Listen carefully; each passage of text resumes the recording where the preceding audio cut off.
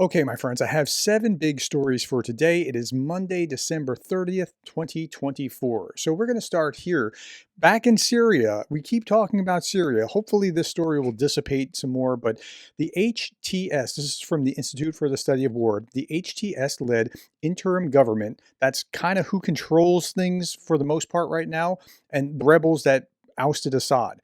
Okay, is negotiating with the US-backed Syrian Democratic Forces, the SDF. Those are the Kurds in the northeast of Syria, to integrate it politically and militarily into the future Syrian state. That's really good if they can figure this out and not fight with each other. Hopefully they can get along. If they can get along and establish a reasonably stable Syrian government, that'll be good for everyone in the neighborhood, as long as it doesn't become something kind of loony and, an Iran satellite like what Russia is trying to do to Russia's neighbors. Iran was doing that with Syria. Okay, now Ukraine signals diplomatic thaw with Syria following Assad's regime fall. So, if you recall, some time ago when the 4 oblasts were taken by Russia, or legally, constitutionally, as they say in Russia, but because of this fake vote. Yeah, it was Syria was one of those regimes, Syria, North Korea, and I'm trying to remember who else that actually recognized that. So Ukraine severed diplomatic ties with Syria after the Assad regime recognized Russian territorial claims in eastern Ukraine. But now Ukraine is sending food there. Hopefully they'll start getting along and taking away, it's not, so it's more than just that Russia lost it. It's now that Russia not only lost it, but Ukraine has good ties with it, so it's not likely to come back. Okay, big story number 2. A video has gone viral on Chinese social media calling for China to take advantage of Russia's weakened state and seize large pieces of its territory. Now, I don't know that anything's going to come of that. There's speculation that China might want land back. And if you're going to make the argument, like Russia is, that, hey, this is our former, Ukraine is our former territorial part of Russia, then China can say that part of Russia is former territory of China. And Mongolia can say that everything was part of it, I mean, at one point. So you probably don't want to go down that path, but I don't think anything will come of that. Okay, so we've been talking for the last few days about the Eagle S ship going through the Baltic Sea and cutting these cables. Let's follow up a little bit about that. Michael McKay, he's the guy that I do the where the attacks were every morning in my daily brief, and there's 5 attacks here and 17 attacks there and 40 attacks near Cross and that sort of thing. He said this: the Russian invaders commit acts of war on Sweden, Finland, Estonia, and Lithuania by cutting undersea communication cables in the Baltic Sea. That is what's going on. Now, you can interpret it a few ways, but you could also interpret it that way, that that's what's going on. Okay, due to the institutionalized cowardice that grips NATO, these member countries are on their own. Russia's divide and conquer seems to work. It's hard to argue with that comment. Now, that's commentary, but still, I think it frames things properly. Meanwhile, a senior official of the NATO alliance said that members of the alliance must clearly understand among themselves and with Moscow what level of combat actions in the gray zone could provoke a response from the allies, including the use of military force. Well, Russia just keeps pushing on those boundaries like it's a toddler trying to get attention and trying to see how much it can get away with. The number of more kinetic actions, such as cutting vital underwater cables, sabotage against buildings, placing incendiary devices in airplane cargo, has especially increased. I think any one of those would have been a normal triggering point if it wasn't Russia. Right? Like, Russia's like your crazy uncle, and everybody, you're at your Christmas dinner and everybody knows that crazy Uncle Tommy, like, yeah, he's just a little off. But if anybody else said the same thing that crazy Uncle Tommy said, you would have been like, why would you say that? That's not okay. Get out. But but it's crazy Uncle Tommy. So they're like, it's crazy Uncle Tommy. Okay. Answering the question of whether he is concerned that a potential Russian hybrid attack could exceed the threshold that prompts NATO to apply a collective response under Article 5, according to which an attack on one is considered an attack on all, and go to war with Russia, he said, quote, "What worries me is that one of these attacks, as I already said, could break out on a large scale."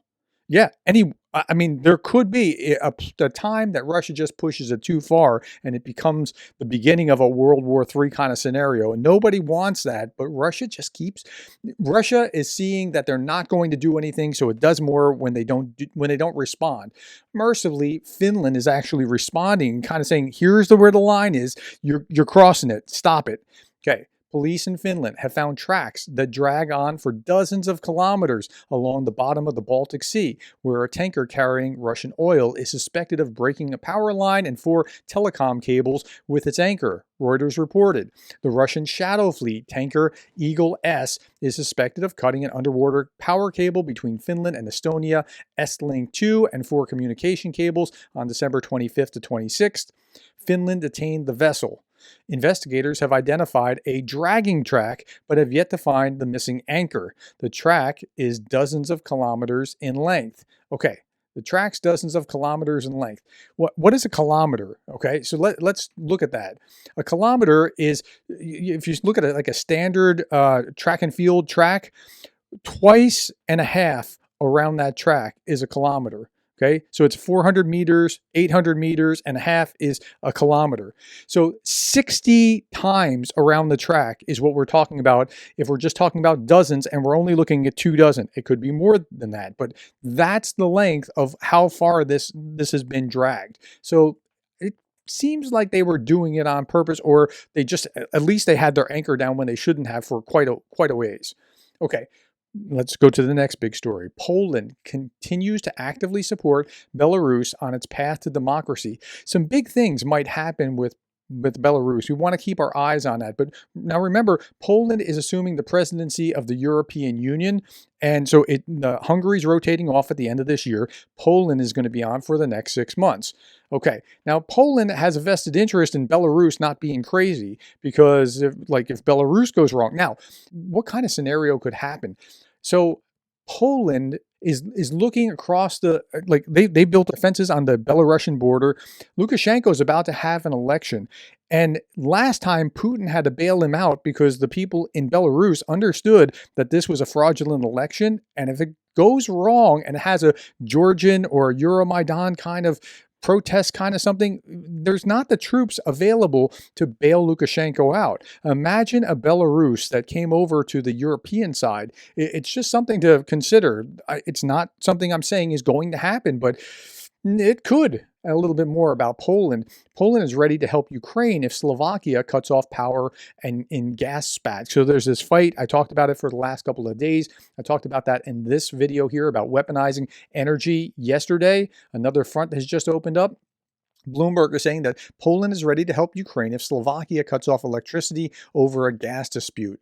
The Polish government is prepared to increase domestic electricity production to offset any imbalance in Ukrainian system should Slovakia take such actions, an official said, speaking on condition of anonymity due to the private nature of the talks. Now, that means Slovakia is out another $200 million, but okay, I mean, they can choose. It looks like Fico has chosen to side with Putin as opposed to the rest of Europe. Let's look at what's going on in Russia now. Next big story. Russia blocks YouTube and VPN occupied Ukraine. Okay, so they've already been doing this and slowing things down in Russia proper, but now they're doing it in the occupied territories as well. Now, Russia's reportedly continuing to face labor shortages that Russian military recruitment and persistent demographic problems are likely exacerbating. So we know that that's been going on. The economy is suffering. And when we're talking about the economy suffering, it was up to 111.92 Russian rubles to $1 US. Now, somebody told me, like, hey, you ought to explain that, because some people think 111 to 1, that makes it look strong. No, it costs 111 rubles to buy $1 US. So it's actually weak. It's like the higher it goes, the weaker it is. Now let's just look at this, because now that was the height, and that's not the height by the end of the day. By the end of the day, it was only 110.50. So 50, half of a ruble less.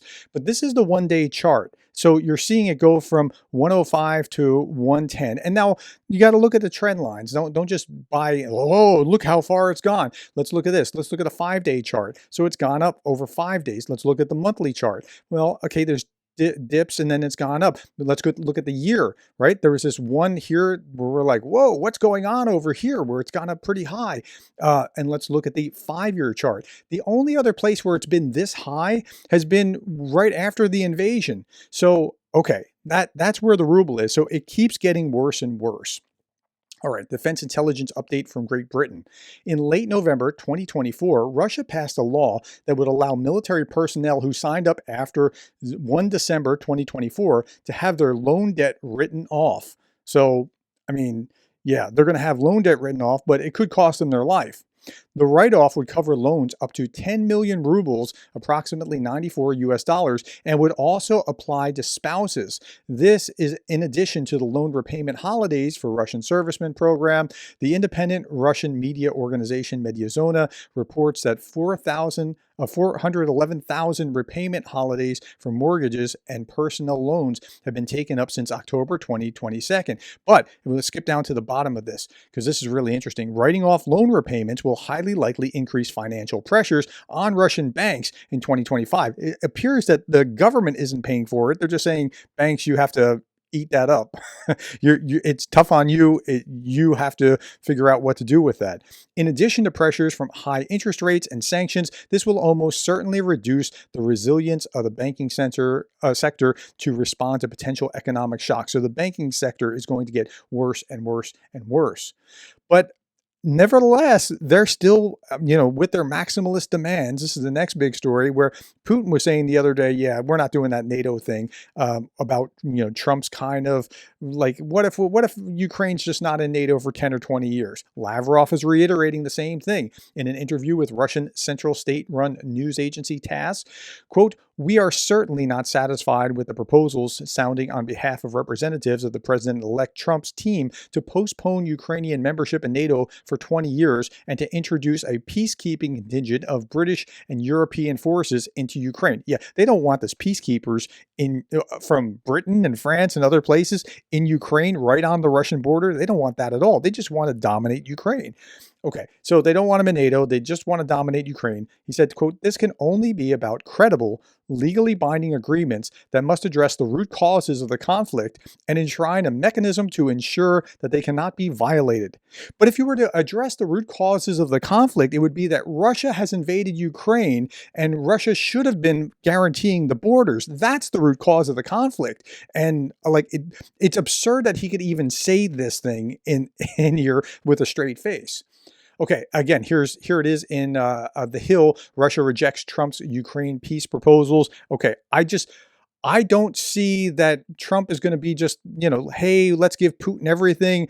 I think Russia's playing it all wrong. Like they have a good hand of cards and they're playing it in all the wrong combinations.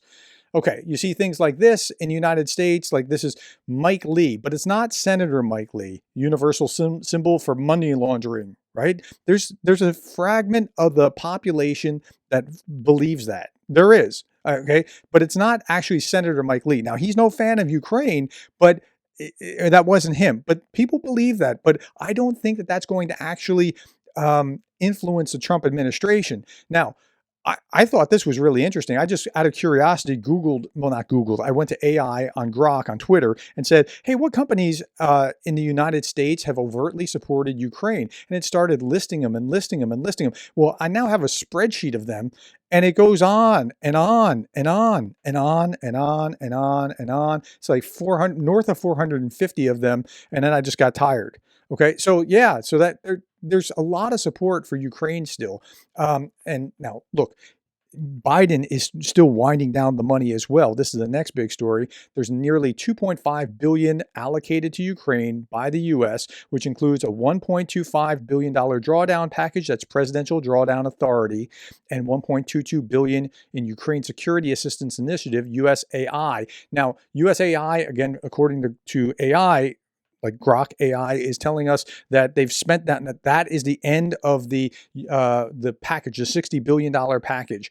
And now they're into drawdown authority of $1.25 billion. And that was supposed to be drawdown of about $5 billion to play with, something just, I'm ballparking now. So there may be another $4 billion or so tops that might come, 3 billion, 4 billion, something like that, that might still flow to Ukraine after this.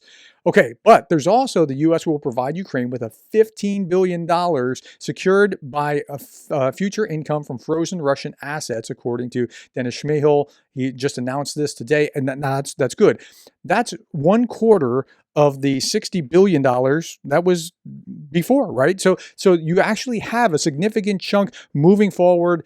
$60 billion came across last year. You get about a quarter of that now. And you might be saying, okay, Europe, you're on. Like, you have about a 3-month window here to get yourself together just in case everything goes wrong with Trump. Okay. Just a couple last things that I'm going to show you here. Darth Putin, Ruble in 2024. Yeah, it just kind of does feel like that, doesn't it?